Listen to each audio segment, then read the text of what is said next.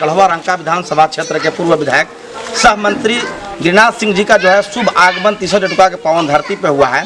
आप साफ तौर पे देख रहे हैं कि हमारे जो है पूर्व मंत्री जी जो हैं वो परिवर्तन यात्रा को लेकर के जनसंपर्क अभियान करते हुए नजर आ रहे हैं और गढ़वा रंका विधानसभा क्षेत्र के भिन्न भिन्न प्रखंडों में जो है जनता जनार्दन से मिलते हुए नजर आ रहा है। जब इनसे मिलने का प्रयास करते हैं कि आखिर जो है आज तीसरा जटुका के पावन धरती पर जो पहुंचे हुए हैं, इससे पूर्व अगर हम बात करें तो 15 साल पहले जो स्थिति था वो और अभी वर्तमान का स्थिति में क्या परिवर्तन हुआ है, इसके बारे में हम विशेष जानकारी जो है पूर्व मंत्री से जानने का कोशिश करते हैं और बात करने का प्रयास करते हैं।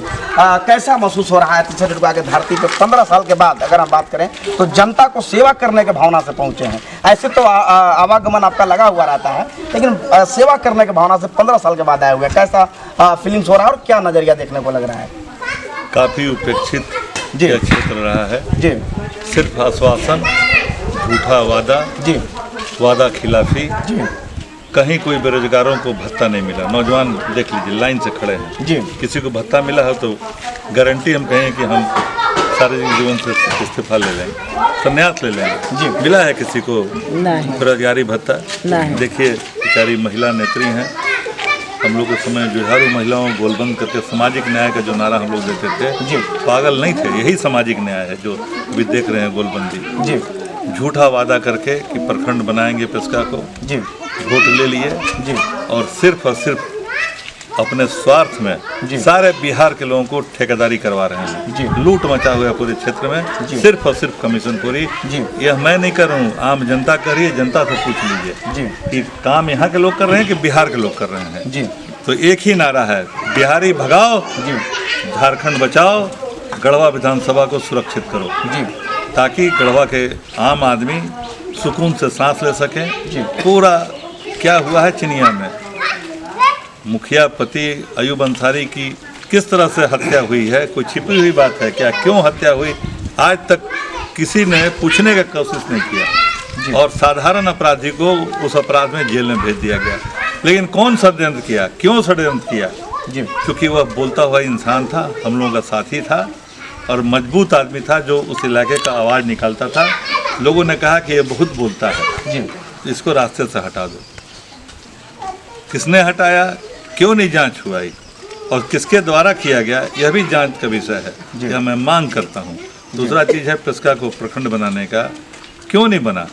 हम पूछते हैं इन्हीं के जो भीष्म पितामह के रूप में गुरुजी को हम लोग आज भी हम लोग उनको आदर करते हैं, आदरणीय शिबू सोरेन जी। उन्हीं के हाथ से डंडा 3 पंचायत पर मैंने उद्घाटन कराया, उन्हीं कर कमलों से रंका को अनुमंडल बनाया। तो इनको 5 साल मौका मिला, पेस्का क्यों नहीं बना? यह कहने से काम नहीं चला कि भाजपा ने नियम बदल दिया। अरे जब भाजपा को राज करना था तो आपकी सरकार क्यों बनी थी? उसी नियम को तो शिथिल करके समाप्त करके करना था। और बाकी आप भले सब काम कर रहे हैं, रोज बिहार से लोगों को ठेकेदारी कराने के लिए लॉन्च कर रहे हैं, बिहार के लोगों को ला रहे हैं और प्रखंड बनाने के लिए न पेस्का को बनाया न उखरगढ़ा को बनाया, बेवकूफ़ बनाया लोगों को, यहाँ के लोगों को ठगा। लालजी भुइयां अंजार में थे कि पेस्का बनेगा, प्रखंड का हम प्रमुख बनेंगे। लखपतिया देवी प्रखंड प्रमुख नहीं बन सकती है, अनुसूचित जाति की महिला है, इन कहाँ मौका मिल रहा है?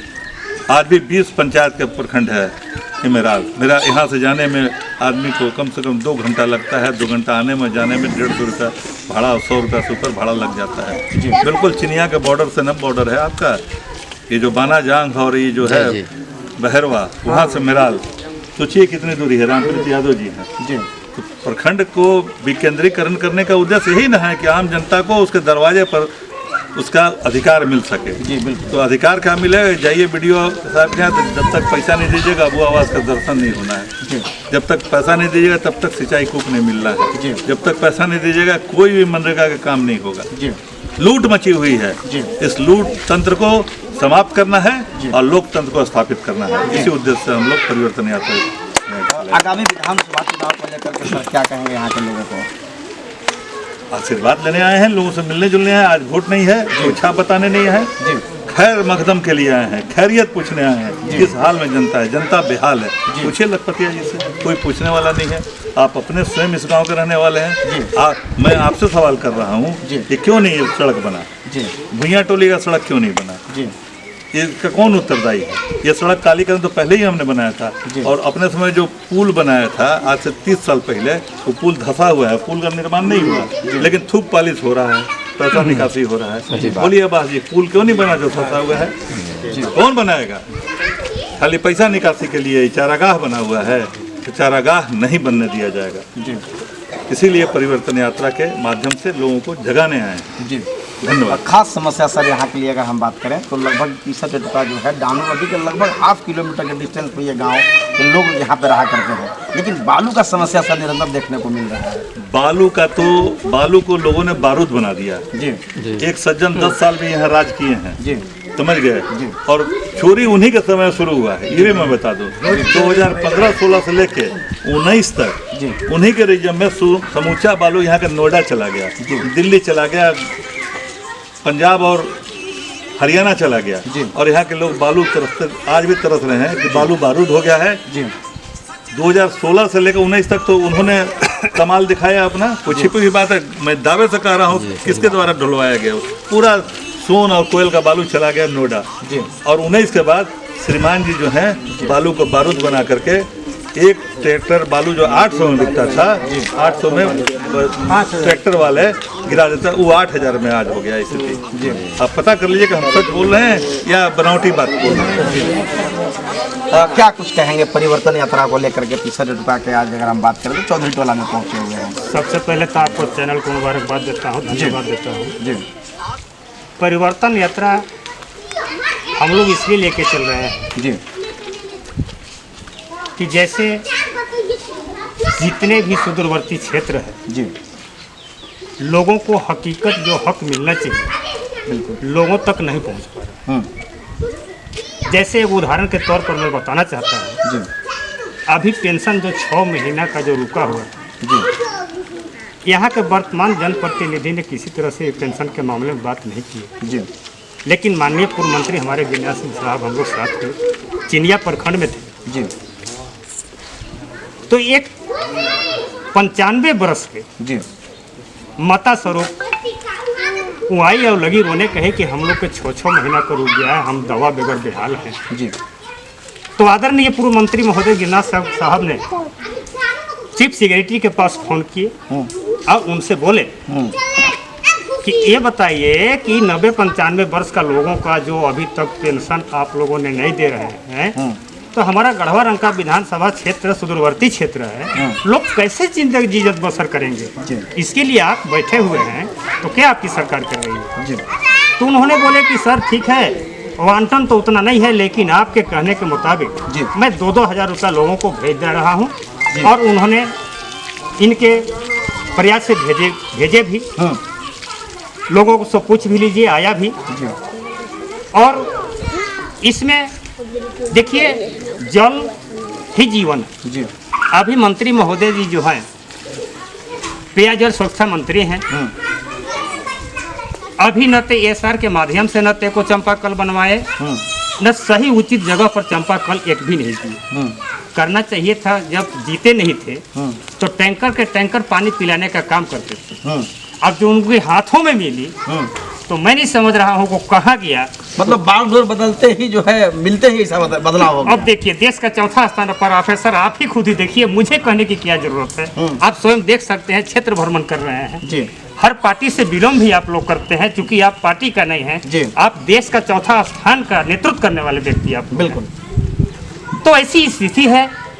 अब आने वाला समय में हम यही आग्रह करेंगे यहाँ के लोगों को, जनता को, गढ़वा रंका विधानसभा क्षेत्र का लोगों का जी, कि यदि आप इसमें से ईमानदार व्यक्ति देखिए कि आपको जो 15 साल पहले पूर्व काल में जो आपको काम हो रहा था जी, और हुआ है जी, क्योंकि जीता जगता प्रमाण एक और सारा आपको मैं बता दूं, चिनिया के प्रखंड के क्षेत्र में हमने गया, 40 ऐसा चंपाकल मिला कि गिरनाथ बाबू को गड़वाया हुआ चंपाकल, सारा चंपाकल बिगड़ गया था।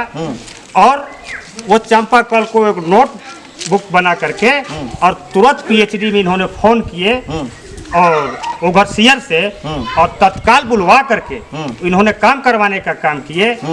तो मैं अब क्या बताऊं, इस क्षेत्र का दुर्भाग्य है।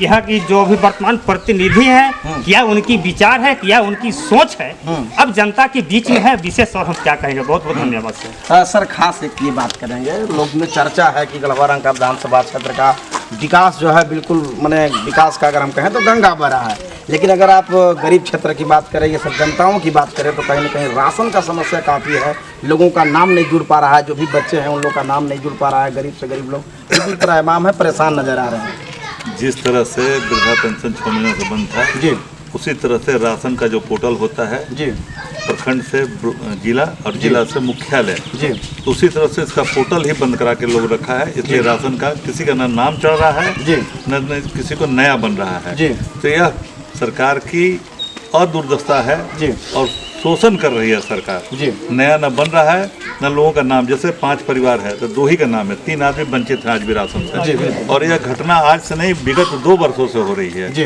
जिसके लिए कौन उत्तरदायी है?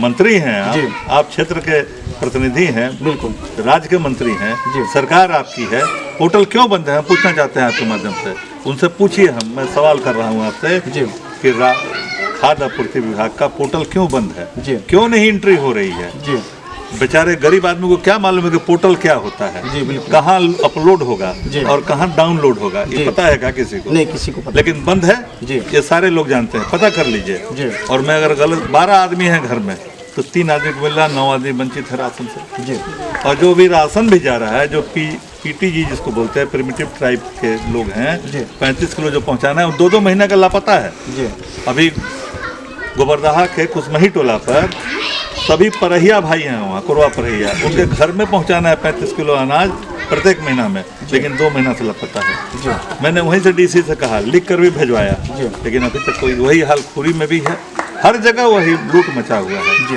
बिचौलिया का राज हो रहा है, बस एक लाइन में समझ लीजिए। जहाँ जिसको मन है आम जन को